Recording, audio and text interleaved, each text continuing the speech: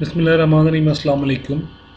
I welcome you all to the lecture number 8 of the course of Control System series. My name is Engineer Jaffar Ali and I am instructor for this course. So this is the second part of the 8th lecture. This is the part B actually. So in the last class we have discussed about the signal flow graph and what are the fundamentals and basic terminologies that are going to involve in it, and how you can find a single equation or a single transfer function equation by using a Mason's rule. And this was put forward by Jefferson Mason, and the name basically resembles to me, that is why it is I remember the name. So um, before starting the block diagram reduction technique, we have to look something about the details of this rule actually. So this is the basically reduction technique, and it requires successive application of the fundamental relationship in order to arrive at a single system transfer function or a one transfer function equation. And this Mason's rule is used for reducing a signal flow graph to find a single transfer function that requires application of one formula. So you have to find a single formula that can be used to write the whole system in terms of one equation, and we can use this by the use of Mason's rule. And let's talk about the Mason's rule. The Mason's rule basically provides you a formula, and this formula is basically capable of finding a complete transfer function, that is CS divided by R of S. And for that you will be needing some information, and that information will be the same that we practiced in the last lecture, that is lecture 8 part A. And this formula is mentioned over here. You can see that this is the output of the equation, this is the input of the system, and this pi is basically the forward path gains of that path, ith path, so the gain will be that path. Similarly, this delta is the determinant of that path, specifically path, and this n will be total number of paths, forward paths, and this theta again will be the determinant of the whole system. And this theta is called as signal flow graph determinant or characteristic function. Since theta is equal to 0, the system is said to be the system is basically this equation comes out to be the transfer function, the system characteristic equation, not the transfer function, the characteristic equation. You know that what is characteristic equation, we have discussed it in the lecture 7 part A actually. So let's try to use this formula. And this theta is basically you can find this theta by using the formula, that is theta is equal to 1 minus sum of all the individual loops plus sum of the products of the gains of all possible two loops that do not touch, again minus, and then again the same sum of all the products of the gain all possible with three loops and that do not touch. Similarly, there is, you can see that the only difference is between in the negative and signs, a negative and positive sign. This is negative sign, again positive, again negative, and then again positive, and the list will go on and on. First you have to write the individual loops, then two loops, then three loops, then four loops, up to so on. This is the formula for the this theta actually, and we'll be using this formula very much, and do not worry to remember it. You will remember it when you use it actually. So theta I will be the value of that theta of the path of the block diagram that does not touch the ith forward path. So theta I is equal to 1 if there are no non-touching loops to the ith path. So let's make a pseudocode. So the first thing that that you have to approach, this is the systematic approach. This is also a pseudocode, you can say. It's not the complete pseudocode, but it is some kind of pseudocode. The first step that you need to follow is basically you have to calculate the forward path gain pi for each forward path I. Similarly, the second step, and then you have to calculate the closed loop transfer function. Then you have to calculate consider the non-touching two loops two at a time, and again you have to calculate or consider non-touching loops three at a time, and the list will go on. And at the end you will calculate theta from steps 2, 3 and 4 and 5, and in the last you will calculate theta I from as a portion of theta that do not involve the forward path I, and in the last you will just have to put these information into the formula that is mentioned over here, and you will find the transfer function very much in conveniently. So the first example that is, I'll try to solve as much examples as I can in this class, so that you will have a better idea and better view of what we are doing in this missions rule actually. So the first thing the first example, let's start with the first example. You are given with a signal flow graph, and you have to find this single equation of this function. So you know that there are two forward paths gain. The first one is the first thing that was to calculate the forward path gain for each path. So there are two paths. You can see that there is one path. This is the, let me highlight it for you. So the first path is, this involves G1, G4 and G2. All the other gains are 1. So this is the first path. Similarly, the second path is this, let me highlight it with another color.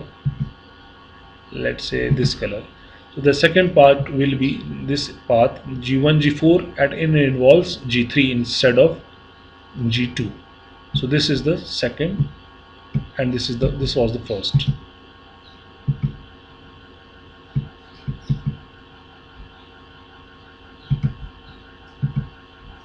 This was the first path gain, this is the second path gain. Now you have to put it into the formula, because and there is also a non-touching loop, that is there are loops as well. This is a minus h2. So therefore the C divided by R will become the numerator. We have got this P1 with delta 1, P2 delta 2, because we have two paths, so we will have two delta 1 and delta 2 in the numerator. So numerator is solved. Let's talk about the denominator. For the denominator, you have to find the feedback loops, and you see that there are three feedback loops. The first one is G1, G4 with H1, this one.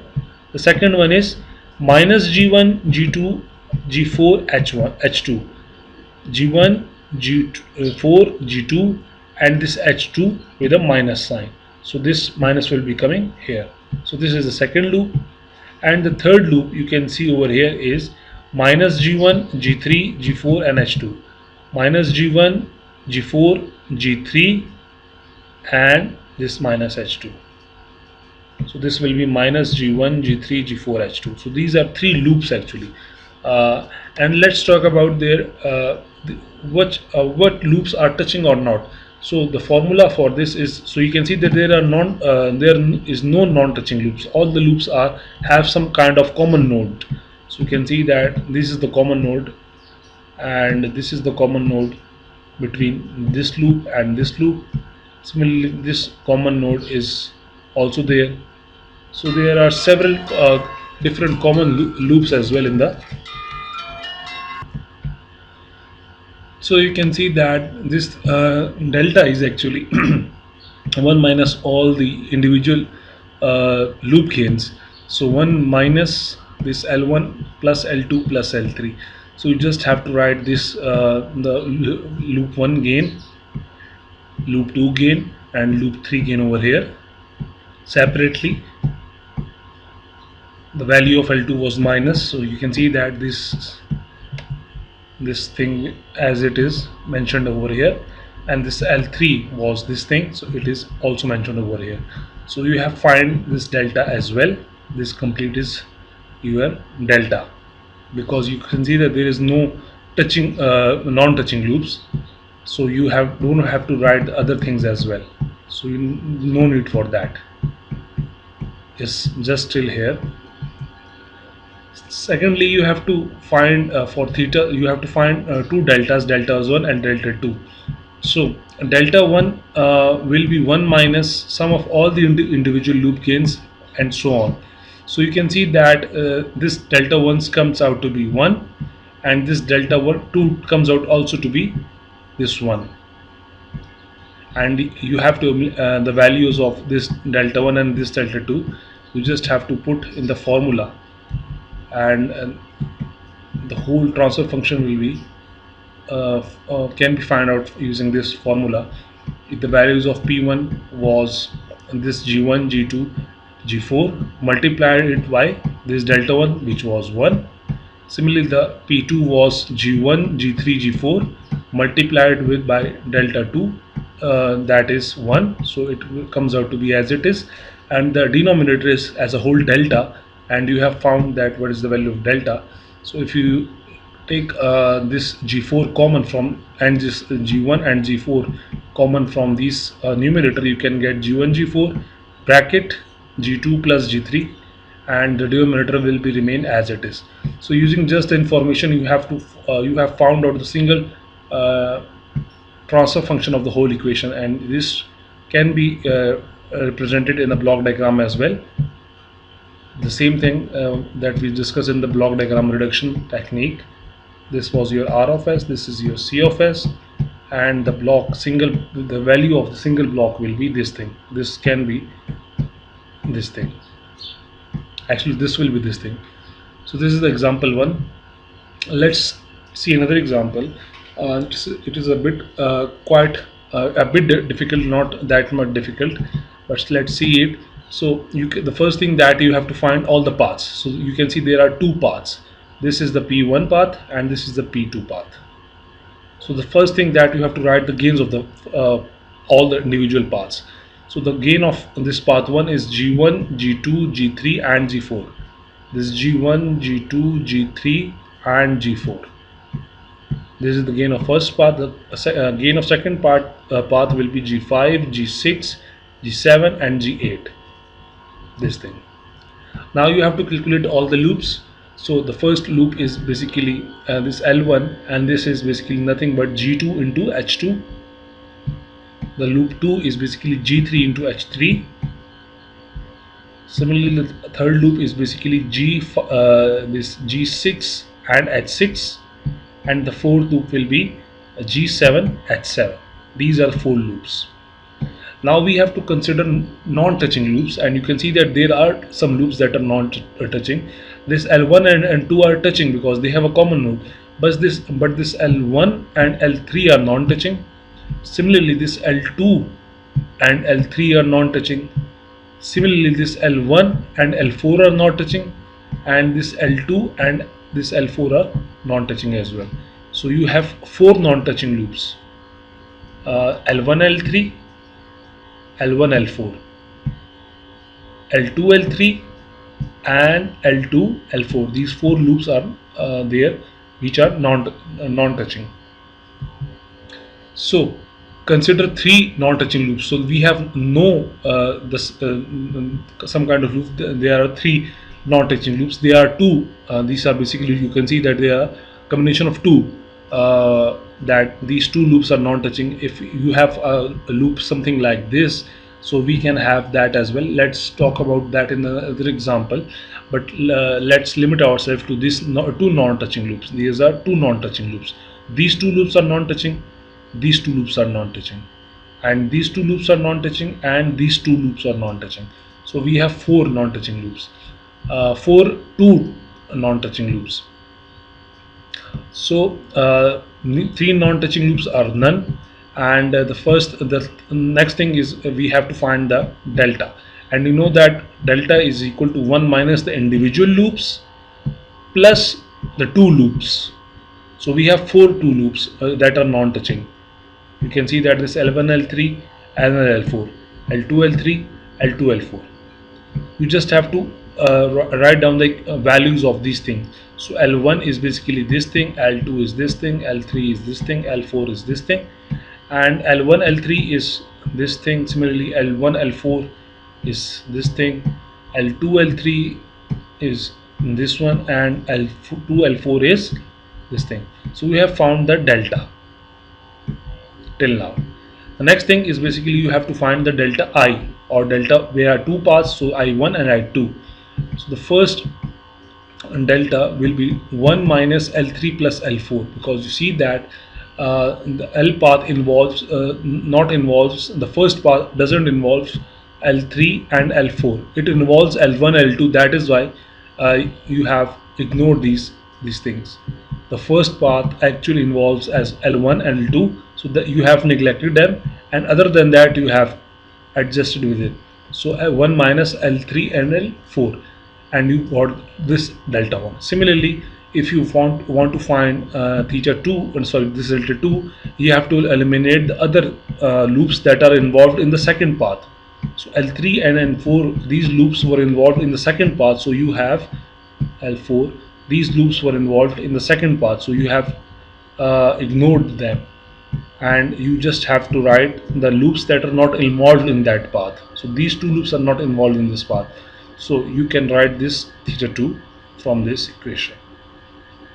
So now you have all the ingredients that you wanted.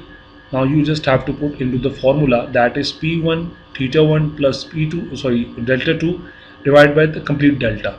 So you just have to put the values of here, and you can see that after you have put it the values all over there, the main equation, all these values comes out to be one big equation, that is this equation.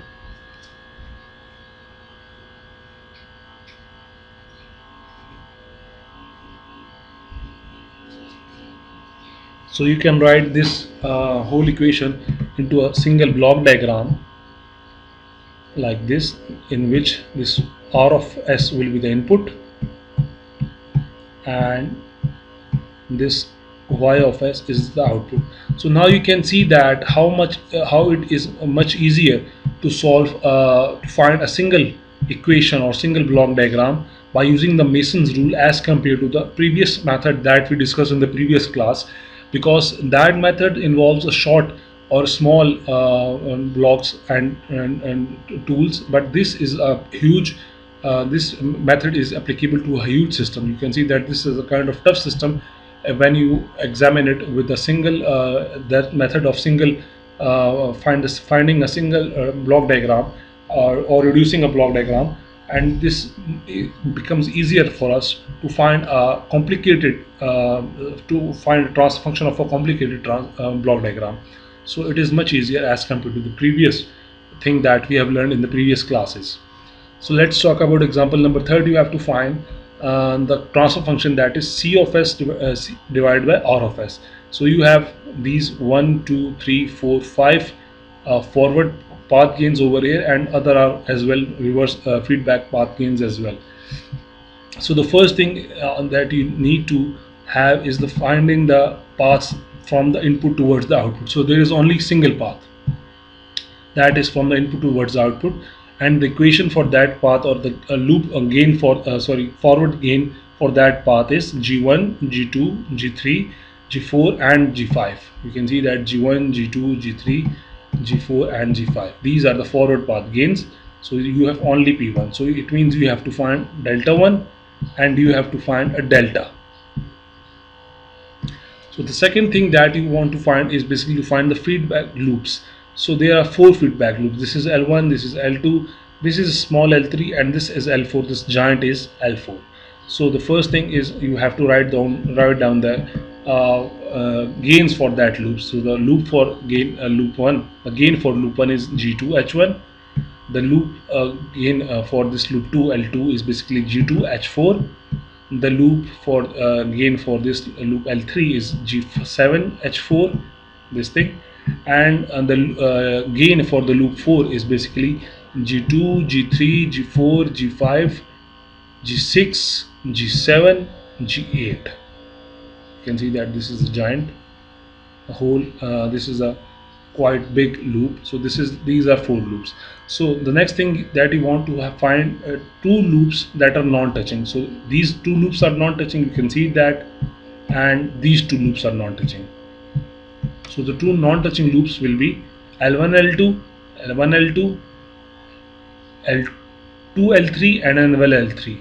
So these 3 loops are these 2 loops are non-touching, these 2 loops are non-touching, and these 2 loops are non-touching. So there are 3 2 non-touching loops. There are 3 loops with a combination of 2 non-touching. There are total you have to find. You can see the 2 at a time. If you take 2 loops at a time, so there are 3 non-touching loops. If you take 2 loops at a time, there are 3 non-touching loops. And if you take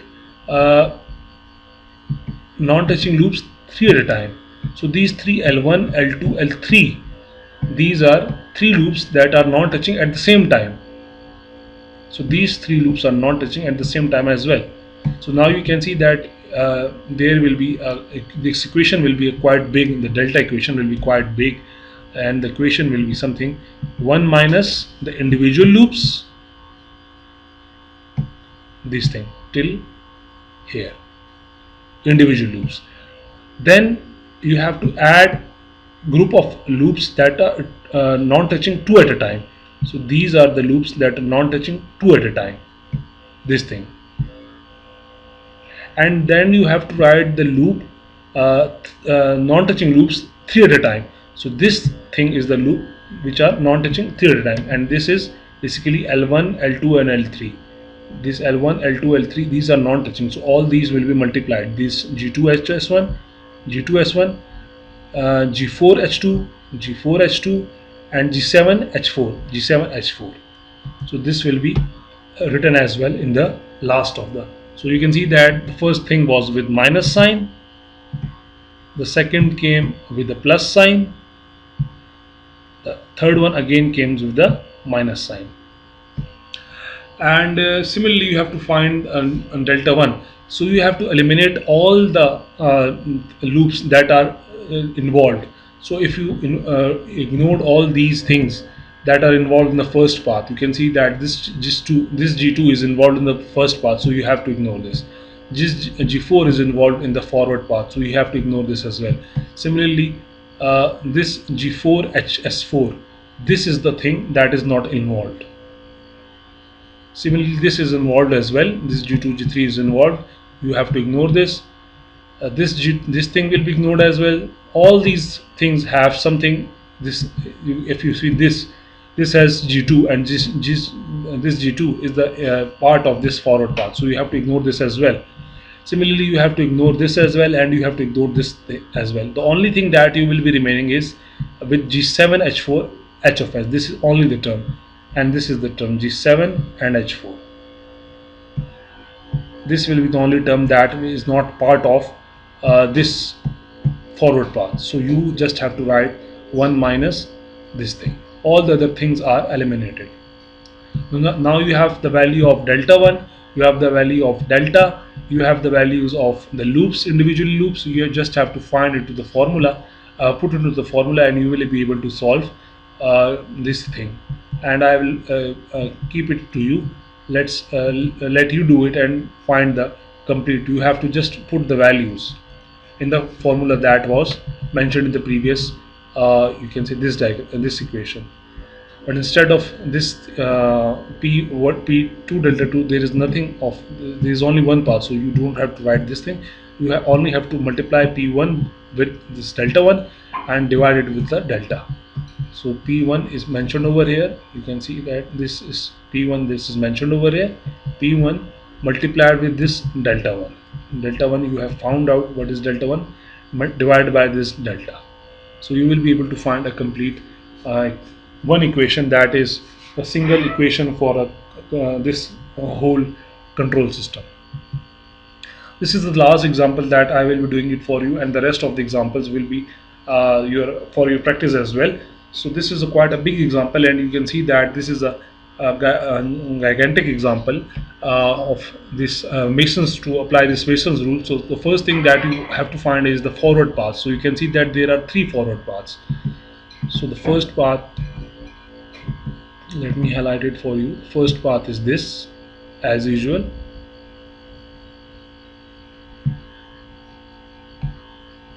The second path is, you can see that this path, and the third path will be this path. So there are three paths, three forward paths. Similarly, if you find out the value of delta with the same mechanism, and delta 1, delta 2, delta 3, and in the end you just have to put the values of all these terms into this formula, and you will be able to find the complete transfer function, that is C of S divided by this R of S. You can see that this is the solution mentioned over here. The path gain for P1 is A32, A43, A54, A65 and A76. This thing, this path. Similarly, the path 3 is basically A42, A54, A65, A76, this path. And the third path is basically nothing but A72 only. This is the only path, because 1 multiplied by this A72 will be A72 as it is, and again it is multiplied by 1, so it doesn't matter. If you multiply 2 ones with it, it doesn't really matter. It always comes out to be A72 as it is. So this is the gain for the third path. So these are 3 paths, and you have to find the individual loops. So there are 10 individual loops. You can see that there are quite a big amount of loops. So these are 10 loops that are individual loops, and that after that you have to find non-individual such loops that are non-touching with 2 at a time. So when you take 2 at a time, these loops are non-touching. You can see that there are 1, 2, 3, 4, 5, 6, 7, 8, 9, 10, 11, 12, 13, 14, 15. These are 15 combinations in which there are 2 non-touching loops. And we talk about 3 non-touching loops. There are 1, 2, 3, 4, 5, 6, 7, 8, 9, 10, 11, 12, 13, 14, 15. Again, there are 15 non-touching loops when you take 3 loops at a time. So this is the example, and you just have to put the values actually in these equations, in these values of these gains in here, and after that you have to find the delta and eliminate all the things, all the loops, all the terms that are involved in the forward path gain, and you will be able to find this delta 1, delta 2 and delta 3, and then you will have to put these values in this equation. And this equation will be very huge equation. I know that this will turn out to be a very much big equation, but whatever equation it is, I know that it will be very big, but whatever it is, it should be written in a block diagram, and it should be represented something like this, that you have entered x1, because you see that this is x1, and you have found the value of x8 by using that equation, and that equation can be found out using this formula, and this was provided by the Masons, and this is known as Mason's rule.